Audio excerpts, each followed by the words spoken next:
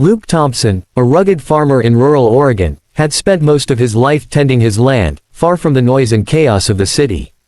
That afternoon, the sky was heavy with gray clouds, and a brisk wind swept through the cliffs that bordered his property. He was checking the northern boundary of his farm when a sudden movement caught his eye.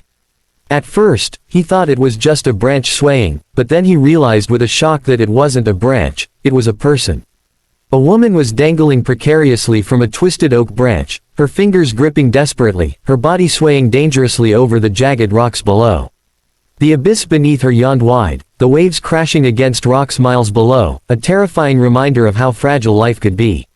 Without thinking, Luke sprinted toward the edge, heart pounding. His boots slipped on loose stones, but adrenaline pushed him forward. "Hold on, I'm coming," he shouted, his voice almost lost in the roar of the wind.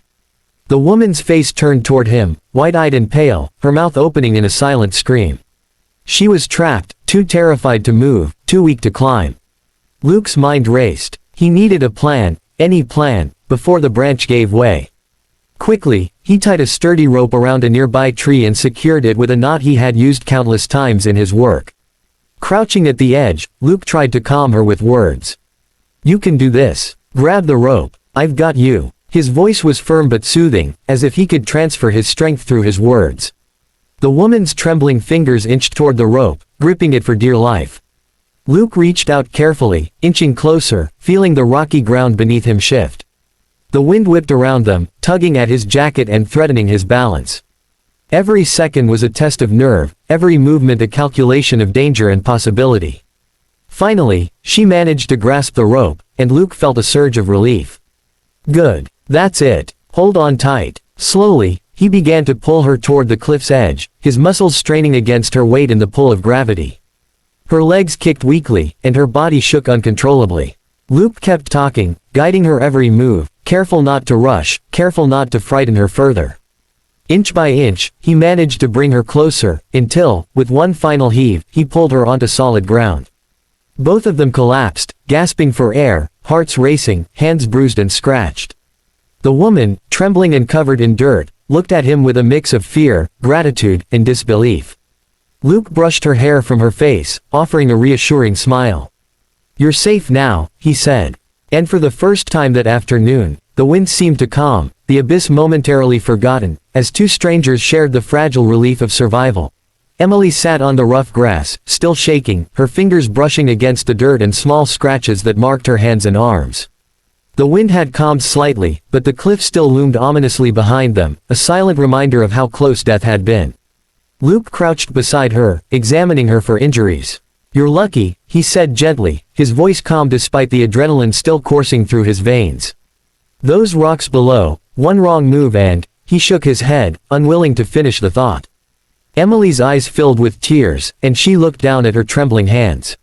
"I don't know what I was thinking," she whispered. "I shouldn't have been out here alone." Luke gave her a reassuring pat on the shoulder. "It happens," he said. "You didn't mean for this to happen. The important thing is that you're alive now." He stood and extended his hand to help her up.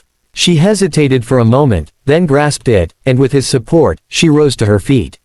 Every step away from the cliff felt like a small victory. Emily's legs were unsteady, and Luke kept a careful arm around her to prevent another slip. As they walked back toward Luke's farmhouse, the tension began to ease. The landscape around them was breathtaking, rolling hills, patches of wildflowers, and distant mountains shrouded in mist, but the beauty did little to calm Emily's nerves immediately. She kept glancing back at the cliff, unable to fully comprehend what had just happened. "I'm Emily," she said finally, her voice soft, almost fragile. Luke nodded. "Luke," he replied simply. "You can tell me later what you were doing out here." Emily swallowed, her lips quivering. "I was hiking. Alone. I didn't think I didn't think." Her words faltered, and she shook her head. Luke said nothing, letting her process. Sometimes words only muddled things. They walked in silence for a while, the only sounds the crunch of their boots on gravel and the distant hum of the wind through the trees. Luke felt a strange connection to her already, a mix of responsibility and something unspoken, an instinct to protect. When they reached the farmhouse, Luke led her inside, offering her a chair and a warm blanket.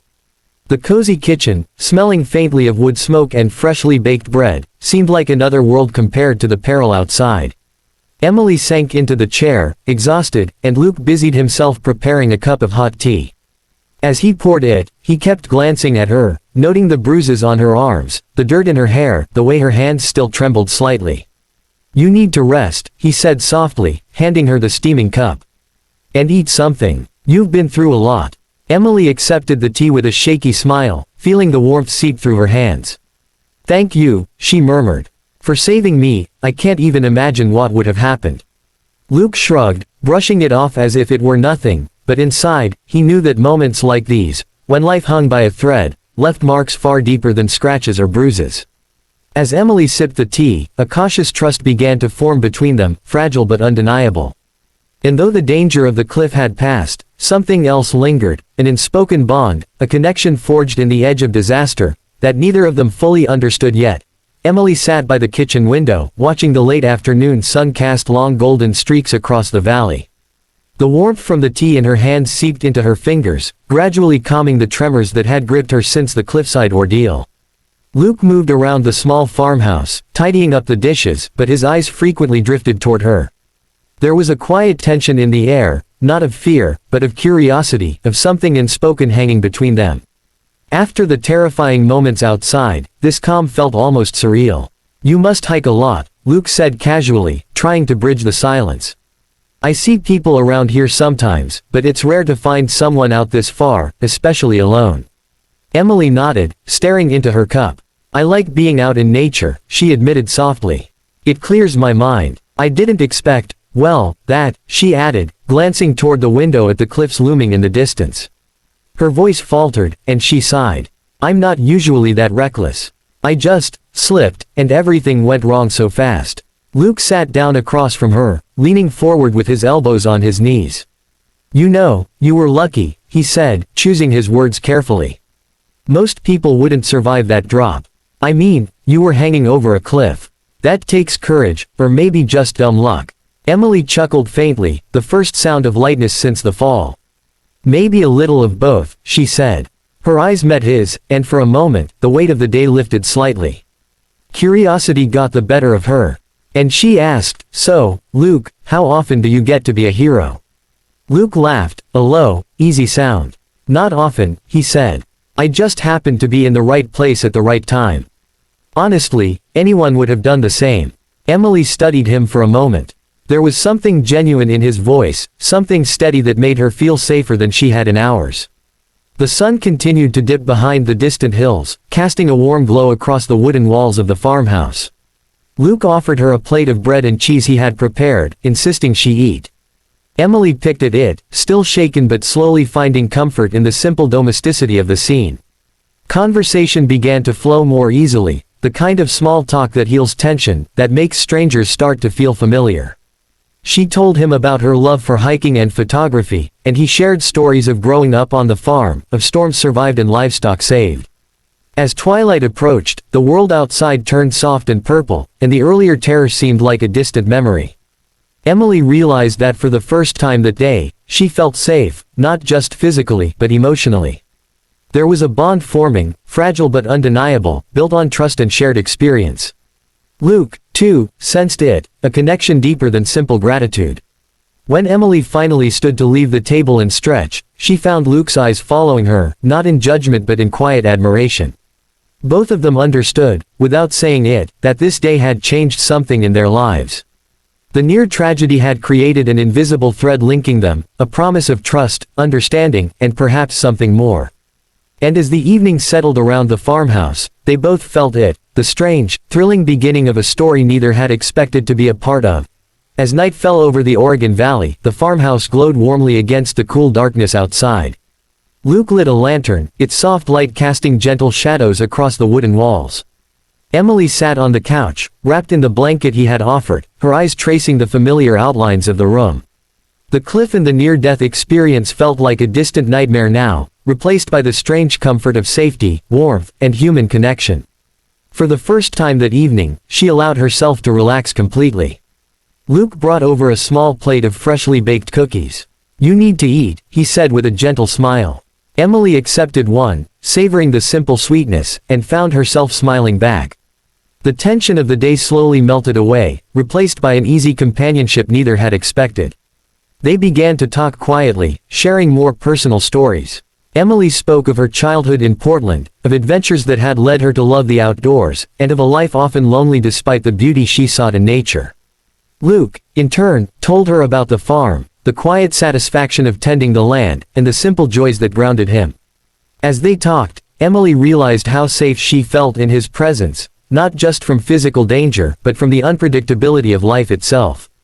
Luke's calm demeanor, steady hands, and quiet confidence had carried her from the edge of death to solid ground. She looked at him, gratitude and admiration mingling in her gaze.